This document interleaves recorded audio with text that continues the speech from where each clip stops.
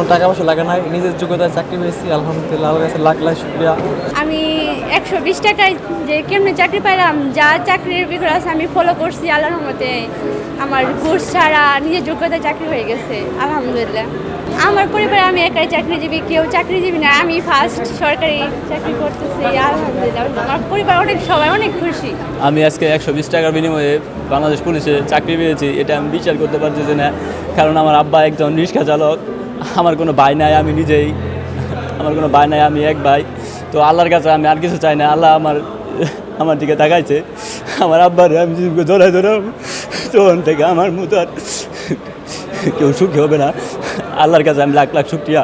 আমি রিক্সা চালাই খাই, আমি একটা গরিব মানুষ, আমার ছেলে চাকরি হয়েছে, আনন্দ আমার বুকটা ভরে গেছিলাম। আল্লাহর কাছে আমার লাখ লাখ শুকরিয়া আদায় করি। আমার একটা ছেলে, 3টা মেয়ে, আমার ছেলে চাকরি হয়েছে, আমি খুব খুশি হয়েছি। ছেলে চাকরি হলো, কেমন লাগতেছে? ভালোই লাগতেছে। চাকরি কিভাবে হলো? আল্লাহ আল্লাহ পয়সা লাগছে? না। আমি 2001 সালে পুলিশে আসছিলাম, আমি ওয়েটিংয়ে রাখা হয়েছিল, আমার চাকরি আমি পাই নাই। আমি সংসার জীবন শুরু করি, কৃষিকাজ করি। আমার স্বপ্ন, আমার ঘরে আল্লাহ তাআলা চায় সন্তান দান করেছেন। আমার স্বপ্ন আমার পূরণের জন্য আল্লাহ তাআলা যেন আমার এক ছেলে দিয়েও করে, এই আশা প্রত্যাশা নিয়ে আমি আছি।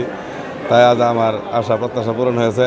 আমার ছেলে যেন আজ বাংলাদেশের পুলিশের অবস্থান যে সুন্দর সুষ্ঠুভাবে ফিরে আসছে, তারা যেন সুষ্ঠু নির্ভীকভাবে জনস্বার্থে কাজ করে যেতে পারে এবং কি মানুষের কল্যাণে সবসময় পাশে সহযোগিতা কামনা করে।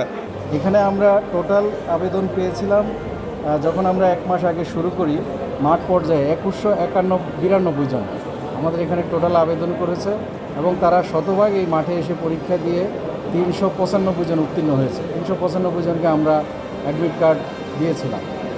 তো 395 জনের মধ্যে ধরেন 389 এরকম সংখ্যাটা হবে যারা রিটেন পরীক্ষা দিয়ে 85 জন এই রিটেন পরীক্ষা উত্তীর্ণ হয়েছে। এটার আরও অন্যান্য ধাপ আছে, সবগুলো বলতে গেলে সময় লাগবে। এইটার কিন্তু একটা বড় অংশ প্রক্রিয়া সম্পন্ন হয় কেন্দ্রীয়ভাবেই, আমাদের পুলিশ হেডকোয়ার্টার্সে এই খাতাগুলো কোডিং করে নিয়ে যাওয়া হয়, ওখানে খাতা দেখা হয়, আবার কোডিং করে এটা ফেরত দেওয়া হয়।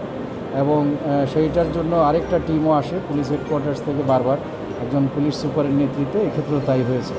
ওনারা এই টেবুলেশনটা করে দেওয়ার পরে শুধুমাত্র ভাইভাটা আমরা এখানে আমাদের ময়মনসিংহ রেঞ্জের সম্মানীয় ডিআইজি স্যার যে এখানে টিম করে দিয়েছেন, ইনি হচ্ছেন এডিশনাল এসপি জামালপুর জেলা, ইনি হচ্ছেন এডিশনাল এসপি নেত্রকোনা জেলা। ওনারা সহ আমার এই কমিটি আমরা এই কাজটা এখন সম্পূর্ণ করেছি।